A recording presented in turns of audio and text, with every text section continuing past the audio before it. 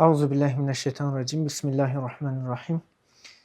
Konya Umut Kervanı olarak bizler Ramazan ayı boyunca Konya'da ihtiyaç sahibi, yetim aile ve bizlerde kayıtları mevcutta olan ailelerimize ulaşmaya çalıştık. Bu konuda hayırseverlerimizden tekrardan Rabbim razı olsun inşallah. Rabbim yapmış oldukları hayırları kabul etsin. Bizler Ramazan ayı boyunca gıda yardımında, nakdi yardımda ve kırmızı et yardımında bulunduk.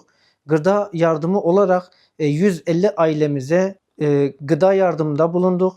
150 ailemize ulaştık ve aynı zamanda kırmızı et yardımında bulunduk. 100 ailemize 2,5 kilo olacak şekilde kırmızı et yardımında bulunduk.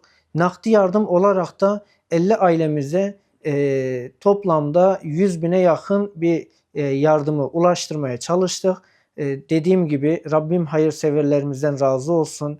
Onların vermiş olduğu fitre ve zekatları yerlerine ulaştırmaya çalıştık.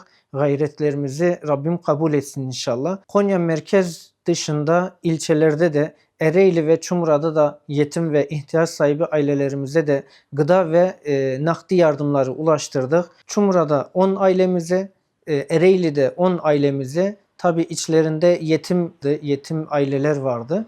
Toplamda 20 ailemize de hem nakdi hem de gıda yardımında bulunduk. Rabbim sizlerden razı olsun inşallah. Allah kabul etsin.